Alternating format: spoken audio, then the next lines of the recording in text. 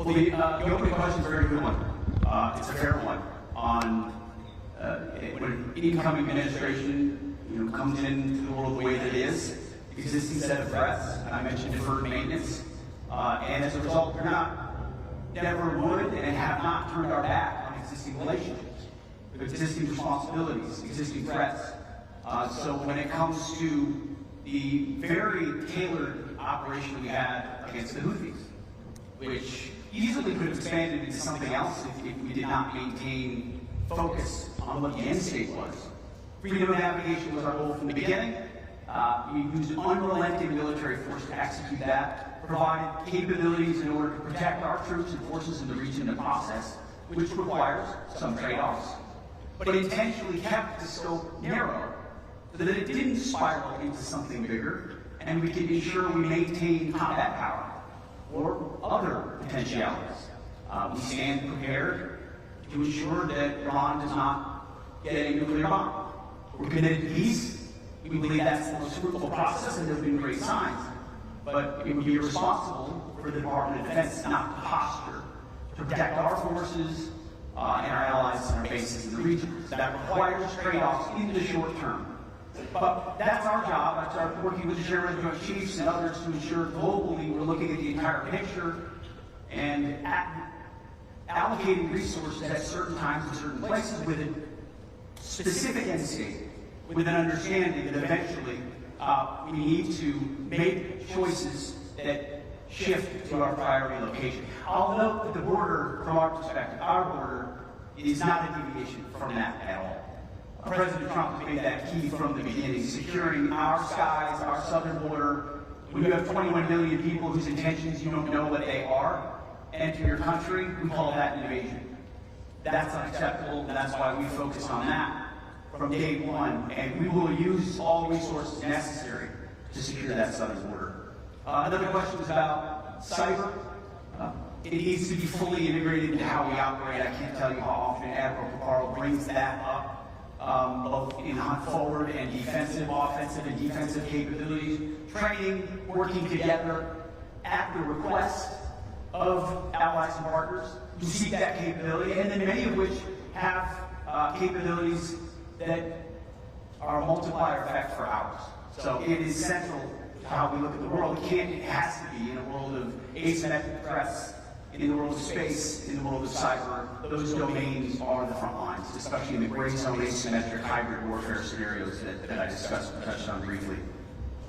I think the other question was about how do we operationalize that pivot. You do it by going there, by investing there, by exercising there, by training there, by pouring resources there, by looking at your force posture around the world, which we're reviewing, and a force posture that needs to meet the threats of today and going forward. That's my job. I understand there are a lot of reasons why U.S. troops may be in a certain place. And those are good reasons. Reasons grounded in threats, relationships, alliances, all of which need to be taken into consideration. But if you're looking at it through the lens of America first, not America alone, and peace through strength, practically, we need to be able to review those postures and pivot accordingly. And we try to be open and transparent with our allies and partners in the process. Certainly our friends in Congress as well.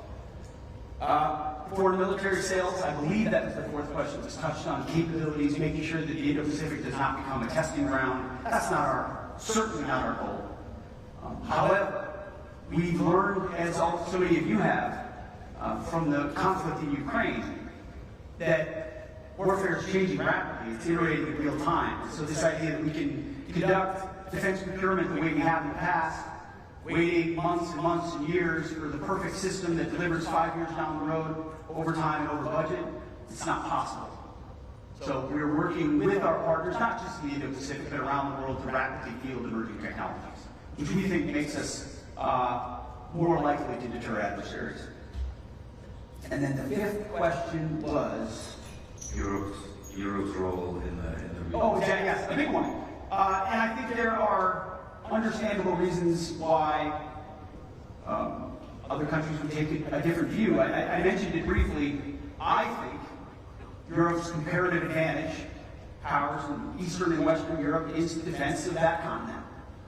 I think investing in those capabilities has a very real deterrent effect on the continent. We welcome that. I've also had a lot of ongoing conversations with our military leadership in the Indo-Pacific, and there is something to be said for the fact that China calculates the possibility and does not appreciate the presence of other countries on occasion or as part of the dynamics or decision-making process. And if that is reflected in their calculus, then that's useful. But we would much prefer that the overwhelming balance of European investment be on that continent 80 years on. So that as we partner there, which we will continue to do, we're able to use our comparative advantage as an Indo-Pacific nation to support our partners here. Thank you very much. We'll take a few more in the second round, and then